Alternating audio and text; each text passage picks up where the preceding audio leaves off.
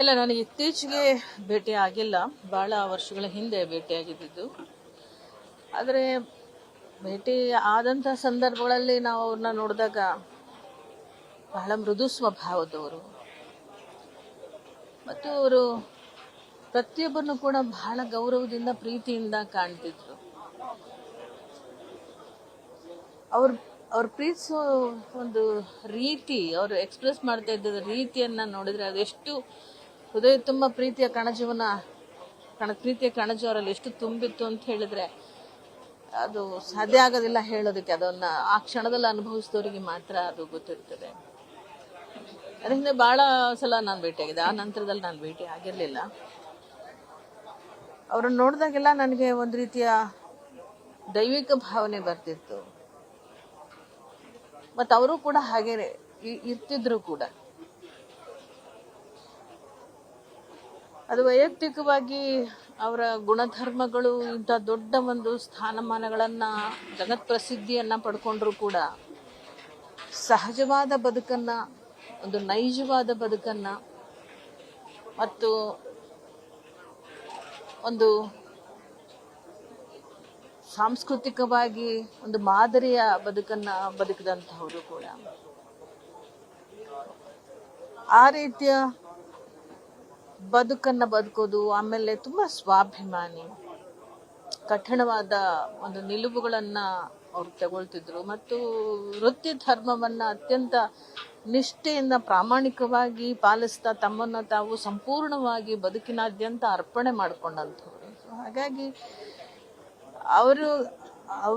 ಅವರಿಗಾಗಿನೇ ಈ ಒಂದು ಸಂಗೀತ ಜಗತ್ತು ಹುಟ್ಟಿದ್ಯೋ ಅಥವಾ ಸಂಗೀತ ಜಗತ್ತಿಗಾಗಿ ಅವರು ಹುಟ್ಟಿದ್ರು ಅನ್ನೋ ಹಾಗೆ ಒಂದಕ್ಕೊಂದು ಅದನ್ನು ಬಿಡಿಸಿ ಬೇರೆ ಮಾಡಿ ನಾವು ನೋಡ್ಲಿಕ್ಕೆ ಸಾಧ್ಯ ಆಗೋದಿಲ್ಲ. ಅದು ಅಷ್ಟು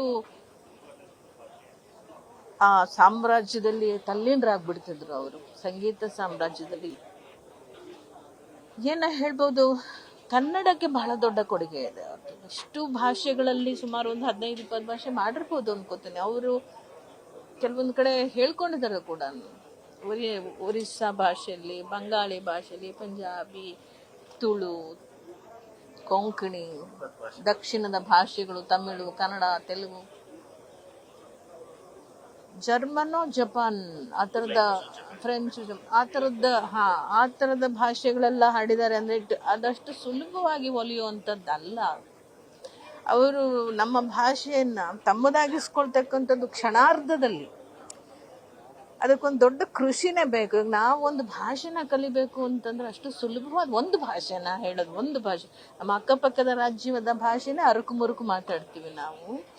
ಸಂಪೂರ್ಣವಾಗಿ ಕಲಿಬೇಕು, ಬರ್ಕೊಳ್ಬೇಕು, ಅದನ್ನು ಧ್ಯಾನ ಕೊಟ್ಟು ಅದನ್ನು ಗಮನಿಸಿ ಅಪಭ್ರಂಶವಾಗದೆ ಸ್ಫುಟವಾಗಿ ಹಾಡಬೇಕು ಅಂದ್ರೆ ಅದು ಜಾನಕಿ ಅಮ್ಮವರಿಗೆ ಮಾತ್ರ ಸಾಧ್ಯ ಆಯಿತು. ಅದು ಅವರೊಬ್ಬರೇ. ಇನ್ನೂ ಬಹಳ ದೊಡ್ಡದ ಎತ್ತರದ ದೇಶದ ಗಾಯಕಿಯರು ಇರಬಹುದು, ಬಟ್ ಈ ವಿಷಯದಲ್ಲಿ ಜಾನಕಮ್ಮ ಅವ್ರನ್ನ ಬಿಟ್ರೆ ಮತ್ತಾರೂ ಸರಿಸಾಟಿ ಅಲ್ಲ ಅವರಿಗೆ ಅನ್ನುವಂಥದ್ದು. ವಿಶೇಷವಾಗಿ ಅವರು ಕೊನೆಯ ಕ್ಷಣಗಳನ್ನು ನಮ್ಮ ಮೈಸೂರಿನ ಸಾಮ್ರಾಜ್ಯ, ನಮ್ಮ ಸಾಂಸ್ಕೃತಿಕ ನಗರಿಯಲ್ಲಿ ಅವರು ತನ್ನ ಬದುಕನ್ನು ಕೊನೆಗಾಣಿಸ್ಕೋಬೇಕು ಅಂತ ಅವರು ಅಭಿಲಾಷೆ ಪಟ್ಟದ್ದು ಕೂಡ ಯಾರಿಗೇನು ಅನಿಸುತ್ತೋ ನನಗೆ ಇದು ನಮ್ಮ ರಾಜ್ಯದ ನಮ್ಮ ಭಾಗ್ಯ ಅಂತ ನಾನು ಭಾವಿಸ್ತೀನಿ. ಅಂತಹ ಒಂದು ಸಾಮ್ರಾಜ್ಞಿಯನ್ನು ನಮ್ಮ ರಾಜ್ಯದ, ನಮ್ಮ ಮೈಸೂರಿನ ಮಣ್ಣಿನಲ್ಲಿ ನಾವೆಲ್ಲ ಸೇರಿ ಮಣ್ಣು ಮಾಡೋದು ಅಂತಂದರೆ ನಿಜಕ್ಕೂ ಕೂಡ ಅದು ಕನ್ನಡಿಗರ ಭಾಗ್ಯ. ಅಗತ್ಯ ಇದೆ ಅದನ್ನ ಹೌದು, ಖಂಡಿತ ಅಗತ್ಯ ಇದೆ.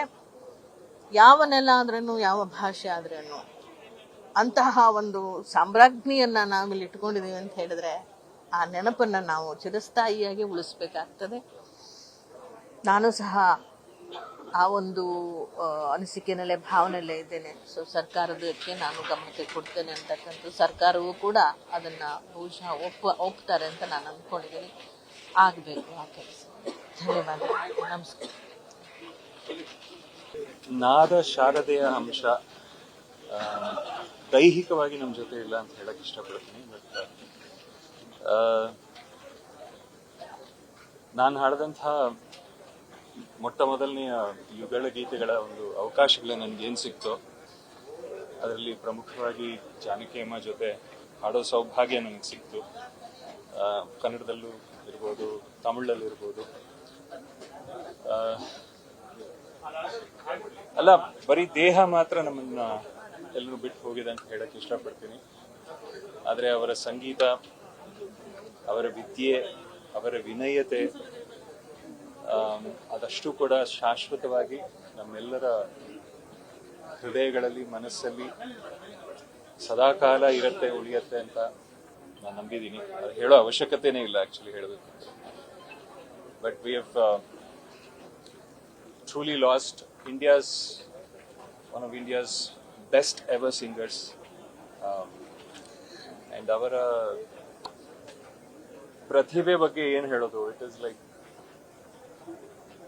Most effortless. ಅಂದ್ರೆ ಸ್ಟುಡಿಯೋದಲ್ಲಿ ಎಷ್ಟೋ ಒಂದು ಹಾಡುಗಳು ಅವರು ಹಾಡಬೇಕಾದ್ರೆ, ನಾನು ಹಂಸಲೇಖ ಸರ್ ಜೊತೆ ಇರಬೇಕಾದ್ರೆ ಅಥವಾ ಬೇರೆಯವ್ರ ಜೊತೆ ನಾನು ಕೆಲಸ ಮಾಡ್ತಿರ್ಬೇಕಾದ್ರೆ had the opportunity of seeing her sing, ಅಂದ್ರೆ ಲೈವ್ ಆಗಿ ಹಾಡೋದಕ್ಕೆ. ಅಷ್ಟು ಲೀಲಾಜಾಲವಾಗಿ ಯಾವುದೇ ಹಾಡು ಕೊಟ್ಟರು, ಯಾವುದೇ ಇಮೋಷನ್ ಇರಲಿ, ಯಾವುದೇ ಧಾಟಿಯ ಹಾಡಿರಲಿ, ಶಾಸ್ತ್ರೀಯ ಸಂಗೀತವಾಗಿರಲಿ, ಭಾವಗೀತೆ ಆಗಿರಲಿ, ಭಕ್ತಿಗೀತೆ ಆಗಿರಲಿ, ಅಥವಾ ಒಂದು ರೊಮ್ಯಾಂಟಿಕ್ ಸಾಂಗ್ ಇರಲಿ, ಅಷ್ಟು ಈಸಿಯಾಗಿ ಎಫರ್ಟ್ಲೆಸ್ ಆಗಿ ವಿತ್, ಅಂದ್ರೆ ಶಿ ವಾಸ್, ಒಂದೊಂದು ಹಾಡು ಕೂಡ it was creating a story. ಅಂದ್ರೆ ಹೇಗೆ ನಮ್ಮ ಎಸ್ ಪಿ ಬಾಲಸುಬ್ರಹ್ಮಣ್ಯಂ ಸರ್ ಅವರು ಒಂದು ಹಾಡು ಹಾಡಿದಾಗ ಈ ಪರ್ಟಿಕ್ಯುಲರ್ ಹೀರೋ, ಈ ಪರ್ಟಿಕ್ಯುಲರ್ ಇಮೋಷನ್ ಅಂತ ಫಿಕ್ಸ್ ಆಗ್ತಾ ಇತ್ತು, ಆ ಮಟ್ಟದ ಒಂದು ಪರ್ಫಾರ್ಮೆನ್ಸು, ಆ ಮಟ್ಟದ ಒಂದು ಗಾಯನ ಅವರಲ್ಲಿತ್ತು. ಅಂಡ್ ಅವ್ರು ಹಾಡದೇ ಇರೋ ಭಾಷೆನೇ ಇಲ್ಲ. She has Sung in all languages. ಭಾರತದಲ್ಲಿ ಎಷ್ಟು ಭಾಷೆಗಳಿದೆ ಅಷ್ಟು ಭಾಷೆಗಳಲ್ಲಿ ಹಾಡಿದ್ದಾರೆ ಅವರು.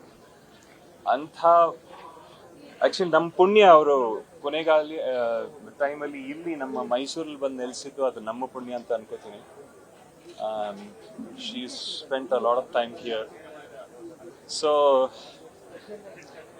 We are very lucky. ಯಾಕೆಂದ್ರೆ ಲಾಸ್ಟ್ ಡೇಸ್ ಅವರು ಇಲ್ಲಿ ನಮ್ಮ ನಾಡಲ್ಲಿ, ನಮ್ಮ ರಾಜ್ಯದಲ್ಲಿ, ಮೈಸೂರಲ್ಲಿ ಬಂದು ಇದ್ದು ನಮ್ಮೆಲ್ರಿಗೂ ಅವರ ಪ್ರೆಸೆನ್ಸಿನ, ಅವರ ಒಂದು ಉಪಸ್ಥಿತಿಯ ಒಂದು ಆಶೀರ್ವಾದವನ್ನ ನೀಡಿದ್ದಾರೆ. ಸೊ ಅವರ ಆತ್ಮಕ್ಕೆ ಶಾಂತಿ ಸಿಗಲಿ. ಅಂಡ್ ಅವರಿಂದ ಸ್ಫೂರ್ತಿಗೊಂಡ ಅನೇಕ ಗಾಯಕಿಯರಲ್ಲಿ ನಾನು ಕೂಡ ಒಬ್ಬ. So may her soul rest in peace. Thank you so much. ಇತ್ತೀಚೆಗೆ ಅಂದ್ರೆ ಅಫ್ಕೋರ್ಸ್ ಸರಿಗಮಪ ವೇದಿಕೆಯಲ್ಲಿ ಇನಿಷಿಯಲ್ ಸೀಸನ್ಸ್ ಅಲ್ಲಿ ಅವ್ರ ಜೊತೆ ಜಡ್ಜ್ ಆಗಿ ಕೂತ್ಕೊಳ್ಳುವಂತ ಸೌಭಾಗ್ಯ ನನಗೆ ಸಿಕ್ತು. ಸೊ ಆ ಟೈಮಲ್ಲಿ ಸ್ವಲ್ಪ ಒಡನಾಟ ಇತ್ತು. ಅಬೌಟ್ 3-4 years ಬ್ಯಾಕ್ ಅಂತ ಹೇಳ್ತಾರೆ. ಯಾಕಂದ್ರೆ ಅದಾದ್ಮೇಲೆ ಸ್ವಲ್ಪ ಸೆಕ್ಲೂಡರ್ ಆಗಿದ್ರು ಅವರು, ಎಂಜಾಯಿಂಗ್ ಹರ್ ರಿಟೈರ್ಡ್ ಲೈಫ್. ಅದು ಒಂದು ಗುಡ್ ಥಿಂಗ್ ಏನು ಅಂದ್ರೆ she was not like bed ridden, she didn't suffer. ಅದು ಒಂದು ದೊಡ್ಡ ಒಂದು, ಯಾರಿಗಾದ್ರೂ ಅದು ಒಂದು ದೊಡ್ಡ ವರ ಅಂತ ಹೇಳಕ್ ಇಷ್ಟಪಡ್ತೀನಿ. And she was enjoying Har retired life. ಅಂದ್ರೆ ಒಂದು 100 ವರ್ಷಕ್ಕೆ, 200 ವರ್ಷಕ್ಕೆ, 500 ವರ್ಷಕ್ಕೆ ಮಾಡುವಂತ ಕೆಲಸ ಮಾಡಿ ಹೋಗಿದ್ದಾರೆ ಅವ್ರು ಕೊಟ್ಟಂತ ಹಾಡುಗಳು. ಸೊ ಹಾಗಾಗಿ ಅದೇ ನಾನು ಹೇಳಿದ ಹಾಗೆ ಬರೀ ದೇಹ ನಮ್ಮನ್ನು ಬಿಟ್ಟು ಹೋಗಿದೆ.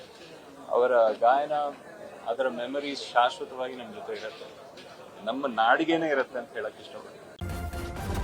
ನ್ಯೂಸ್ ಫಸ್ಟ್, ನಿರ್ಭೀತಿಯಿಂದ ನಿಮ್ಮ ಪರವಾಗಿ.